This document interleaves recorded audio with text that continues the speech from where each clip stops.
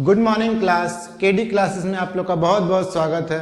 तो वर्तमान में मैं मुख्य सेविका की सारी क्लासेस लेके आ रहा हूं और आज उसमें मैं आपको बताऊंगा कि बेसिकली CNS यानी सेंट्रल नर्वस सिस्टम यानी केंद्रीय तंत्रिका तंत्र को प्रभावित करने वाले कौन कौन से रोग हैं।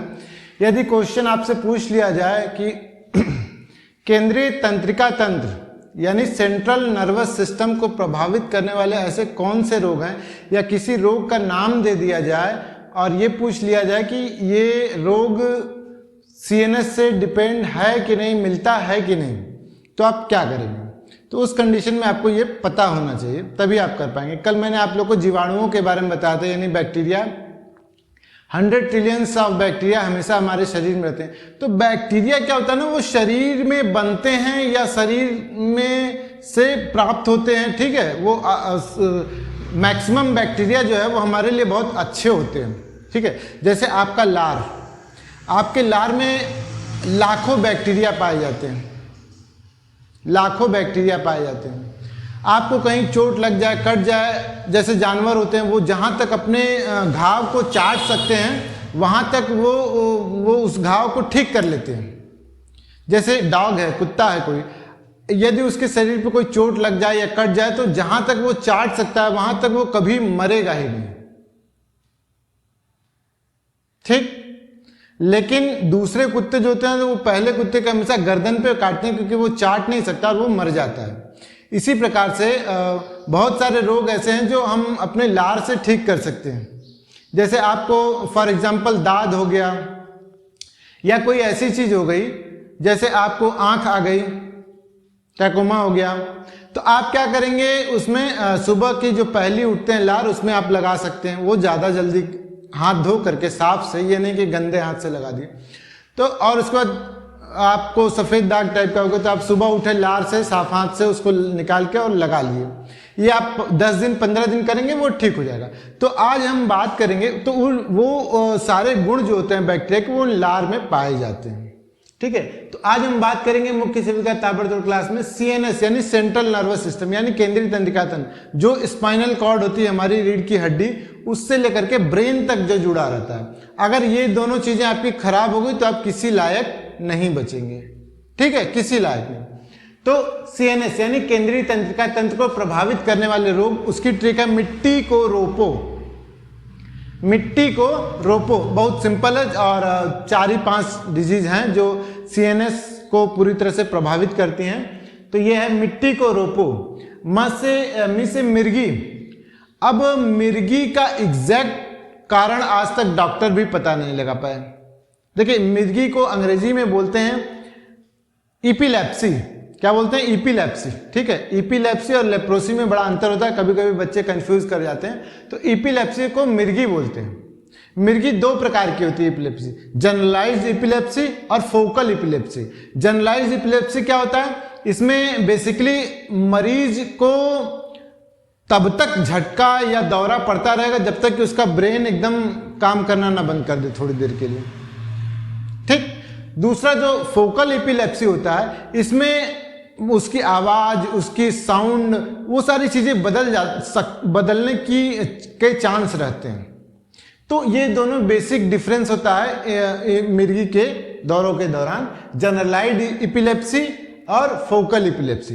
देखिए, मिर्गी के 4 कारण बताए गए हैं जो वैज्ञानिकों ने बताया है कि इसमें आपका क्या होता है। पहला, ब्रेन माल इन्फॉर्मेशन होता है, ब्रेन में कोई गड़बड़ी आ गई, ठीक है। दूसरा होता है डेवलपमेंट डिसऑर्डर। आपका डेवलपमेंट जब आप फिटस से लेकर के इन्फेंट तक ग्रोथ कर रहे हैं पेट में या बाहर, तो उस दौरान कोई गड़बड़ी हो जाए, ठीक है, ब्रेन डेवलपमेंट डिसऑर्डर, आपके डेवलपमेंट में कोई प्रोटीन या कोई विटामिन की कमी आ जाए जिससे आपके शरीर में कोई कमी आ जाए। तीसरा जो बताया वो न्यूरोलॉजिकल डिसऑर्डर। न्यूरोलॉजिकल मतलब कि कोई भी ब्रेन वगैरह दब जाए या नसें दब जाएं, ठीक है, उस तरह के डिसऑर्डर पे ये होता है। चौथा जो बताया गया है वो भी इंपॉर्टेंट है, हर्डिटी, अनुवांशिकता के कारण। जिनके माता पिता या दादा दादी या नाना नानी कोई मिर्गी से जुड़े रहे हैं या उनको आते थे तो उनको पेरेंट पेरेंटल में भी चला आता है, जैसे मैटरनल हो गया, पैटर्नल हो गया, इस हिसाब से भी चला आता है मिर्गी। ठीक है, तो मिर्गी का कोई निश्चित वो नहीं है। ये 4 कारण जो वैज्ञानिकों ने बताए थे वो मैंने आपको बता दिया। और मिर्गी बहुत खतरनाक बीमारी होती है क्योंकि बेसिकली ये कभी भी और कहीं भी आ जाती है। दूसरा जो होता है टी से होता है टिटनेस। टिटनेस कल मैंने आप लोगों को बताया था, टिटनेस दिखने में छोटी सी होती है लेकिन सबसे गंभीर, सबसे कष्टदायी ये बीमारी होती है टिटनेस। ये बेसिकली क्लॉस्ट्रीडियम टिटेनी से होती है और इसमें तेज बुखार आता है, भयानक तेज बुखार। और इसमें 2 चीजें होती हैं, एक तो आपका लॉक जा हो जाता है, कल मैंने गलती से क्लॉक जा बोल दिया था, लॉक जा मतलब जबड़ा आपका बंद हो जाता है।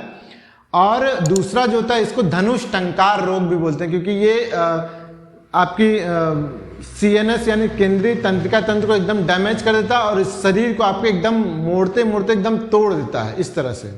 तो इसको 2 चीजें बोलती हैं, कभी कभी एग्जाम में पूछा जाता है, धनुष टंकार रोग भी बोलते हैं और दूसरा क्लॉक जा यानी जबड़ा बंद, जबड़ा इसमें पूरी तरह से बंद हो जाता है और आप जो कुछ भी खा पी नहीं सकते, तो बहुत कष्टकारी होता है, अंत में मृत्यु निश्चित है। तो इसलिए टिटनेस टॉक्साइड का डोज या बूस्टर हमेशा लगवाएं। ठीक है, जब भी आपको कहीं चोट लग जाए, चाहे वो रोड से लगे, चाहे वह किसी भी प्रकार के लोहे से लगे, चाहे वो नया लोहा हो, पुराना लोहा हो, आप टिटनेस का सुई लगवाएं, 10 रुपए में आता है। तो टिटनेस का ही हो गया। को से होता है कोढ़ यानी लिप्रोसी। लिप्रोसी भी एक जानलेवा बीमारी होती है अगर सही समय पर इसका इलाज नहीं हुआ तो। ये माइकोबैक्टीरियम लिप्रेई से होता है। माइकोबैक्टीरियम देखिए, कॉक्सी खानदान और बैसिलस खानदान ये बहुत ज्यादा जीवाणुओं का रहा है, जैसे दूध से दही बनना, ठीक है, lactobacillus with the help of staphylococcus, तो ये सारी चीजें रही है। कोढ़ जो होता है वो माइकोबैक्टीरियम लिप्रेई से होता है। ये पहले स्किन को डैमेज करता है, ठीक है, स्किन को, उसके बाद केंद्रीय तंत्रिका तंत्र यानी सेंट्रल नर्वस सिस्टम को डैमेज करना शुरू करता है, शरीर पर चकत्ते होने से प्रारंभ होता है। तो ये आपका कोढ़ हो गया। नेक्स्ट आपका रोज से रैबीज बेसिकली कुत्तों के काटने से होता है, या जानवर जो 4 पाया होते हैं जो काटते हैं, ठीक है, जैसे बिल्ली हो गई, बंदर हो गया, कुत्ता हो गया, तो इन चीजों से आपको बच के रहना चाहिए। इनके जो लार होते हैं ना, बेसिकली जब ये बाइट करते हैं ना, तो देखिए होता क्या है, कभी कभी लोग बोलते हैं कि क्या कुत्ता काटा तो क्या छिला या कटा, नहीं, उनके लार में वो चीजें रहती है कि अगर आपको छिल गया और आपको पता नहीं चला और लार से वो वायरस चला गया तो आपको दिक्कत कर जाएगा।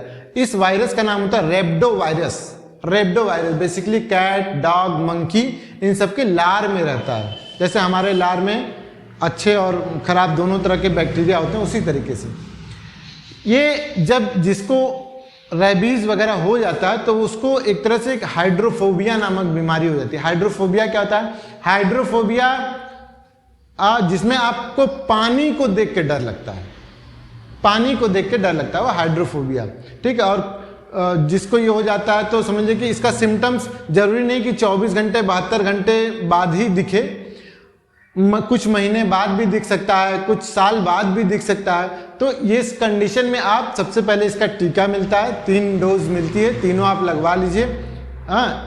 मेरे ख्याल से 1 महीने के अंतराल पे लगता है, और पहला टीका 1 हफ्ते बाद दूसरा, और 1 महीने बाद, इस तरह से कुछ इसका स्टेप्स है, वो आप फॉलो कर लीजिए। अगर आपको लगता है कि कट गया या छिल गया या इन लोगों के काटने से ऐसा हो गया तो ये आप जरूर कर लीजिए।